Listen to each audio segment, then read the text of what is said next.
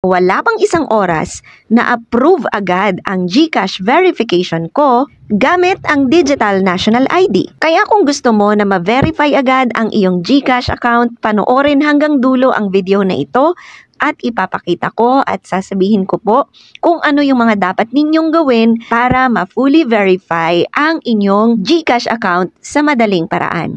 Hello everyone! Narito po ang new update sa pag-verify ng GCash account this 2025.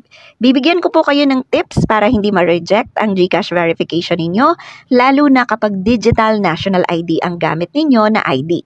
Yes po, tinatanggap po ng GCash ang Digital National ID, pati na rin po ang e-fill ID o yung parang Xerox copy na National ID. Para kompleto ang information na makuha mo, makinig ng mabuti at panoorin ang video na ito hanggang dulo. Para yung mga hindi ko na lang nabanggit sa video na ito, ang itatanong ninyo sa comment section. At palambing naman po, pakisubscribe naman po ng aking channel. Pakipindot lang po yung subscribe button sa baba at mag-like na rin at mag-comment after watching this video. Maraming salamat! Ang una mo pong gawin bago ka mag-verify ng iyong GCash ay ihanda mo muna ang inyong valid ID.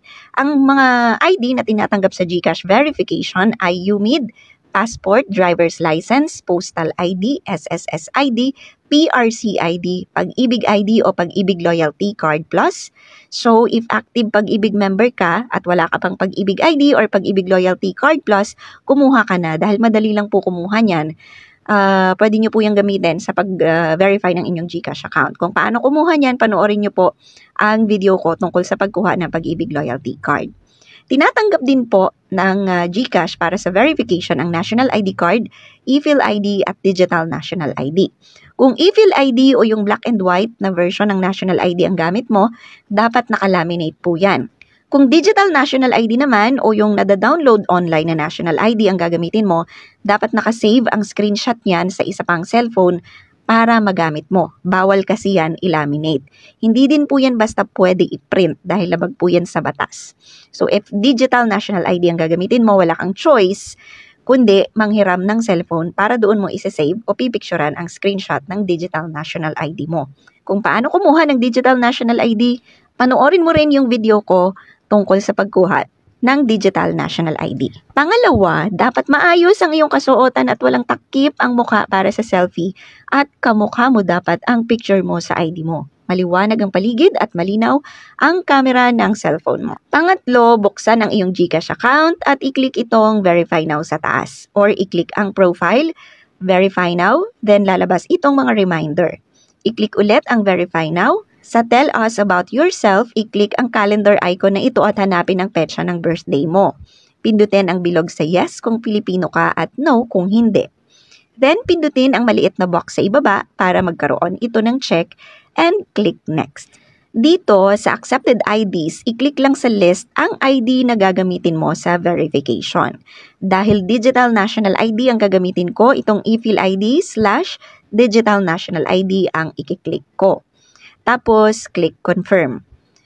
Tapos, iscan o itapat ang camera ng cellphone mo sa front o harap ng iyong Digital National ID o anumang ID na gamit mo. Kung Digital National ID ang gamit, iscan ang harap na screenshot ng Digital National ID na nakasave sa ibang cellphone. Kung napapansin nyo po, may kulay white na border sa camera. Ito po yung mga kulay white na yan. Dapat nasa loob ng borders na yan ang kabuuan o kantohan ng ID mo. Kasunod na i-scan ay ang likod naman ng ID o likod ng screenshot ng Digital National ID mo. Dapat malinaw din ang ID at walang reflection ng ilaw sa ID o screen ng cellphone mo. May lalabas po na maliit na check sa gitna kapag na-capture na ang picture ng ID mo. At mabilis po mag-scan ang scanner ng GCash kaya minsan blurred yung picture ng ID. So kapag blurred, ulitin lang po ang process. Ang next ay selfie. Maliwanag po dapat ng paligid at kahitsura o kamukha mo o hindi nalalayo ang hitsura mo ngayon sa hitsura mo sa picture na nasa ID na ginamit mo. So, if hindi mo nakamukha ngayon yung hitsura mo sa picture mo na nasa ID, may possibility na ma-reject yan. Swipe left and click OK. Then, click Next at mag-selfie. Sakto, dapat sa bilog ang iyong mukha at kailangang mag-blink o kumurap-kurap para ma-verify kung totoong tao ang nasa screen.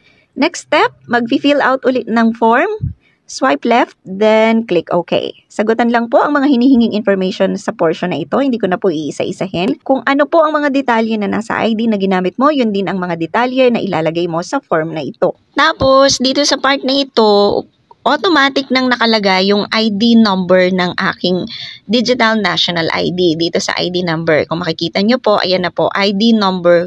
Automatic nang nakalagay dyan kung tinanggap ng GCash yung ID mo, yung pagkakascan mo ng ID mo. If hindi mag-automatic na lumabas sa digital ID number, ang ID number mo, i-type lang ang mga number na nasa taas ng picture mo sa National ID o Digital National ID mo.